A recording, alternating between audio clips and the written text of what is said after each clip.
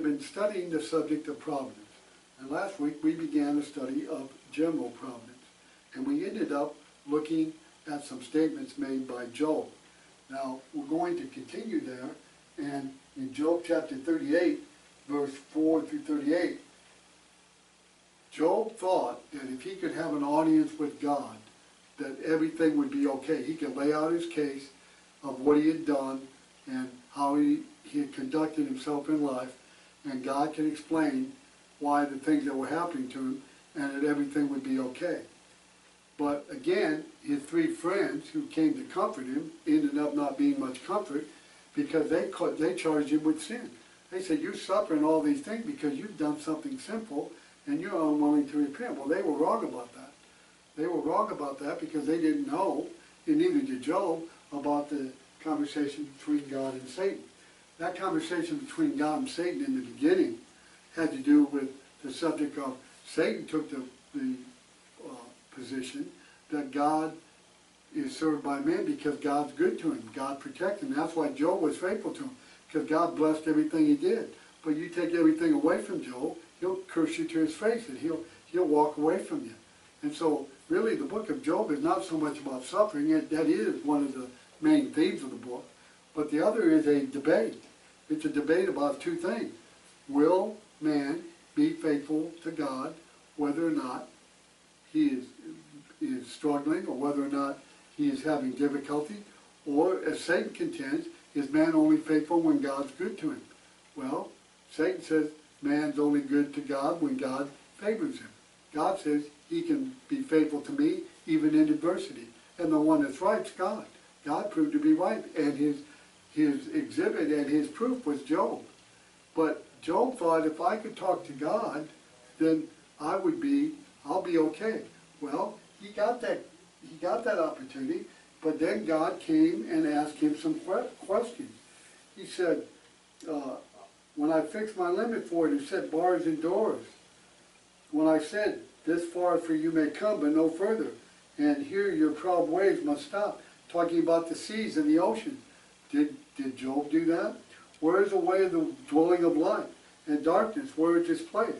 And you may take its territory, that you may know the path of its home. Do you know it? Because you were born then, or because the number of your days is great? Who has divided a channel for overflowing water, or the path for a thunderbolt, to cause it to rain in a land where there is no one, a wilderness in which there is no man, to satisfy the desolate waste, and to cause a spring forth to grow of tender grass? You see, these are a series of questions, and he's telling Job, tell me, what's the answer? How did this happen? How are there channels in the sea? How do flowers grow in a place where there's no water and extreme heat? How does that happen? Who caused that to happen?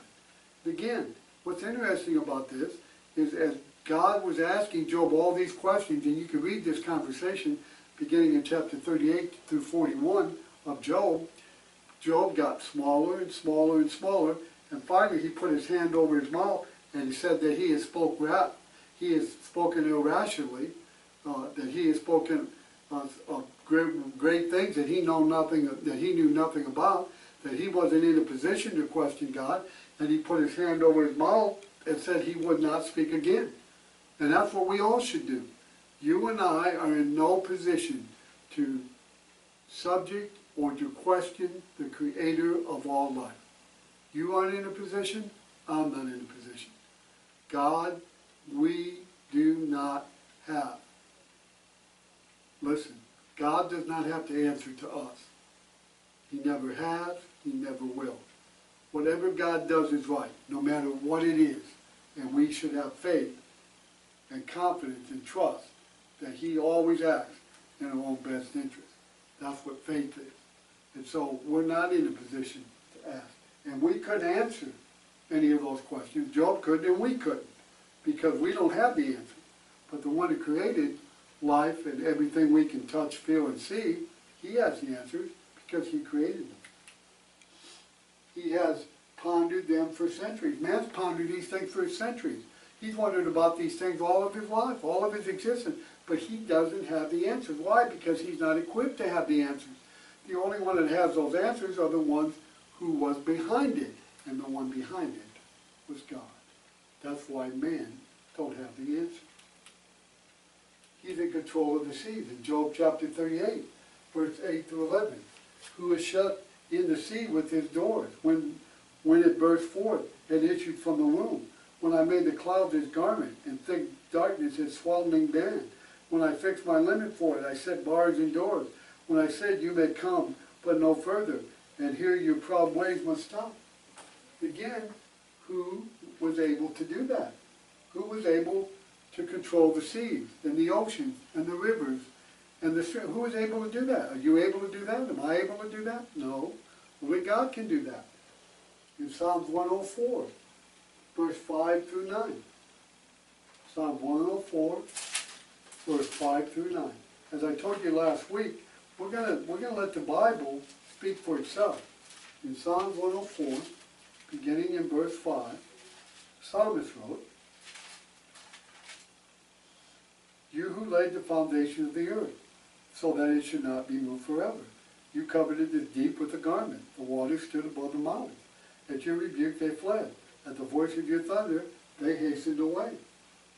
They went up over the mountains. They went down into the valley, to the place which you founded for them.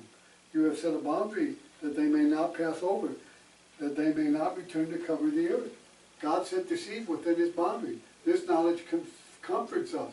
God left nothing to fate. It's all in his hand. It's not the chance. It's not coincidence. It all works that way because God causes it to work that way.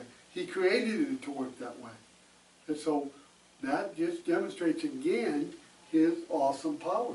And he doesn't need to intervene in order to change that because he put it in motion when he created. That demonstrates his awesome power. Bringing forth the dawn. In Job chapter 38 again, verse 12 through 15.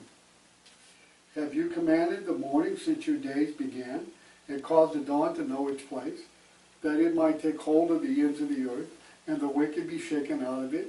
It takes on a form like clay under its seal, and it stands out like a garment. From the wicked there is light is withheld, and the upraised arm is broken. Now again, in these passages, it talks about, does man have the power to call forth the dawn when the night is dark and it longs for daybreak? Can he bring it in tonight? Can he bring it in and cause another day to come about? No, he can't do that. Why? Because he doesn't have the power to do that. He wouldn't even begin to comprehend how to do it. He couldn't do it because he doesn't have the power, but number two, he wouldn't know how to do it.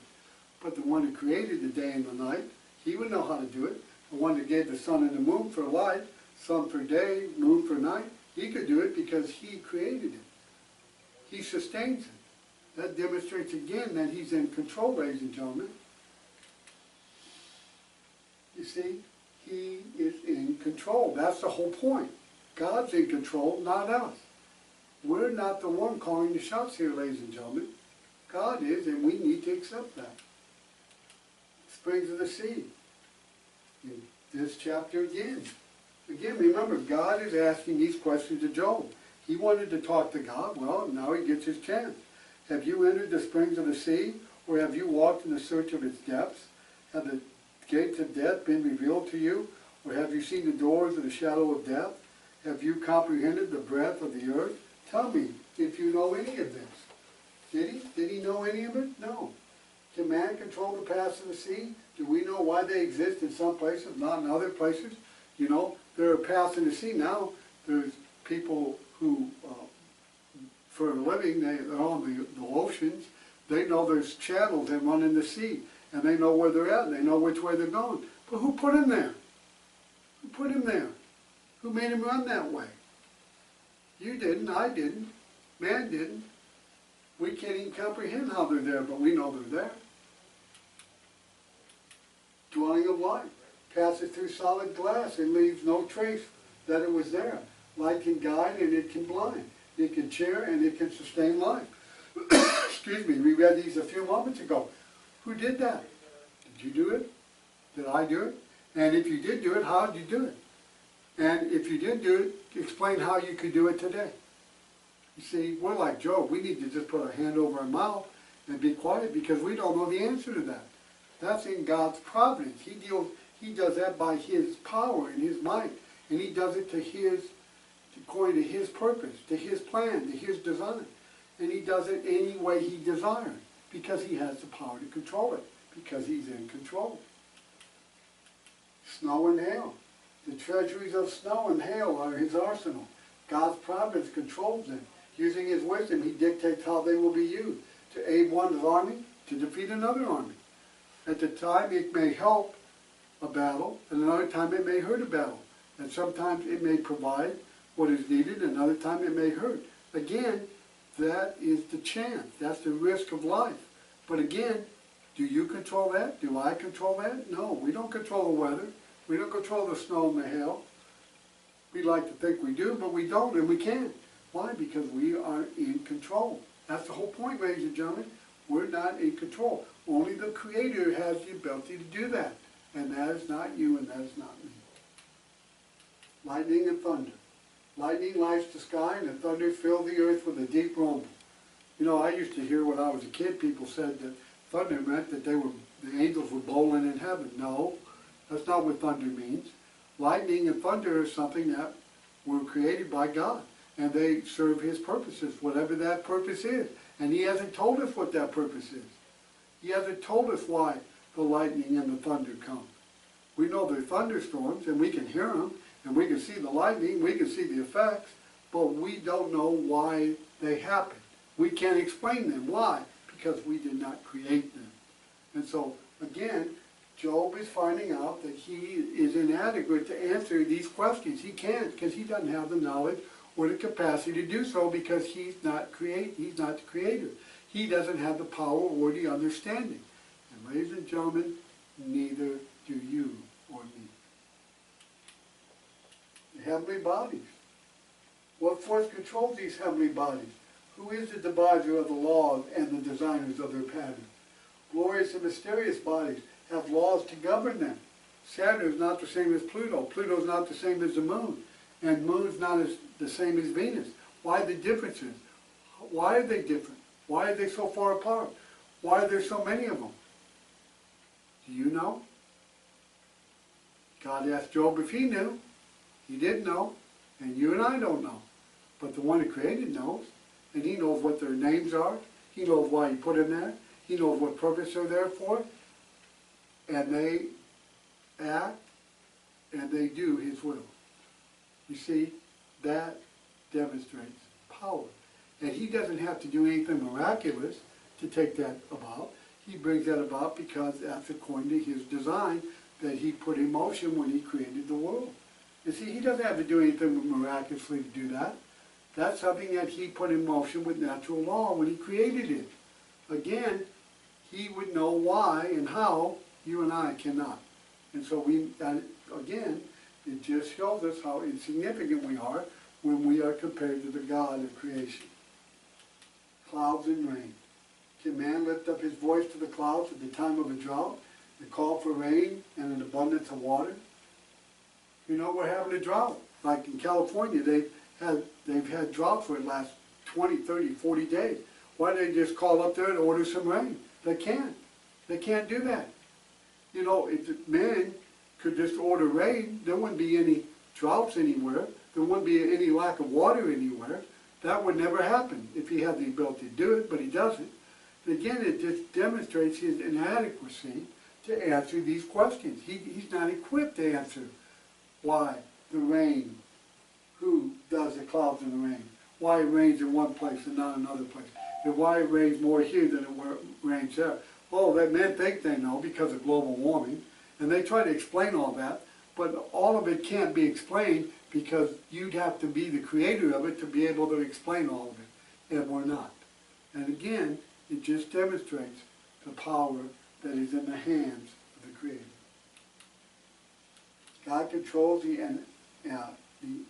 eminent kingdom, moves the divine creation, and controls the inanimate world to the animate kingdom, for which He provides through His control of the animate. Whether you're talking about inanimate things, or you're talking about animate things, or you're talking about stars and the heavenly bodies, you're talking about the animals and the plant life and the things that are created in the world, God controls every one of those things in every realm to everything that you can see or hear. God is in control. He created them. He knows why they're here. They exist for His purpose, for His design, and man cannot answer these questions. God provides for them. How? Through His divine will. That's how He provides for them. Lioness in the whelps. Though God is concerned with the young deer or the rabbit, He provides them for the lioness and her young. Through God's providence, there is a balance that maintains and provides for all. There is a balance of life. You know, a few years ago, a number of years ago, Disney had a movie called The Lion King. And one of the things when the father was talking to his son Simba, he talked about the balance of life, the circle of life, how everything takes care of itself, how everything kind of goes in a circle and everything provides for another, and then it comes back and helps provide for something else. Why is it that way? Why do animals have instincts? Why do fish have fins? Why do birds have feathers and wings? And why do certain animals be able to live in the water as well as out of the water, like a hippopotamus? Why are there differences in those animals? Why do they function in the way they do? Why is there a balance that's maintained between animal life? Because God created it that way. He didn't have to create a miracle to do it. He put it into motion when He created it. There is a balance. There is a balance that maintains and provides for all of God's creation. Why? Because He designed it that way. Man couldn't have figured that out, but God did before the world began. God had figured it out, and then He put it into motion. The raven. God made provision for man and the raven. Read chapter 38, verse 41. Now even the sparrow is forgotten before God. He knows the sparrow. He can feed him. He knows the number of the hairs on my head. Do you know that? Do I know that? No. But God knows all things. He knows everything there is about man. He knows everything there is about the earth. He knows everything about every plant. He knows everything about every animal. He knows everything about the heavenly body, the terrestrial body. He is in control of all of it because He's the architect of all of it. He created all of it. He knows all of it. He knows what reason He created. They serve His will. They do His purpose. They are part of His design. And you or me are in no position to ever question God into the how and the whys and the when and the wheres and the reasons behind what He does. We are just recipients of it, and we ought to be grateful and thankful that He did it. Are you grateful and thankful? Again, you must ask the question, do you understand, are you aware that God is the supreme being? Always has been, always will be. The wild animal, wild goats. Why are there goats in the wild, and why are there goats that are tamed? Why are there wild donkeys and the swamp donkey? Donkeys that are used for beasts of burden, and then donkeys that live out in the wild, burros. We had them when I lived in Nevada. And then you have wild ox, and then you have tame ox. You have a water buffalo that in Africa is a very mean animal and one of the most fierce animals. But in the Philippines, where I go to from time to time, they use them in their farming, and they're very docile. Why the difference? Why are they different in different parts of the world? Because they're used for different reasons. Who made it that way? Who made it that way, ladies and gentlemen? How are they provided for? Through God's general providence. That's how they're provided for. Birds and horses. Ostrich. Why does an ostrich stick his head in the ground? Why is his egg quite large? Why are they different than other birds? Why the difference between the ostrich and the hawk, or the raven, or the vulture, or the owl, or the pigeon? What made them different? The hawk. The hawk, his ability to see, his claws, that he can see great distance, he can fly very swiftly, and he can get his prey when they cannot see him in order to sustain his life. Who made it that way? about the eagle? The majestic eagle, what about him? He's a symbol of our country. But what makes the eagle different than the hawk, than the ostrich, than the vulture, than the bat, than the owl? Who made them different? And for what? Why are they different? For what purpose are they different? Do you know? Can you explain it? I don't think so.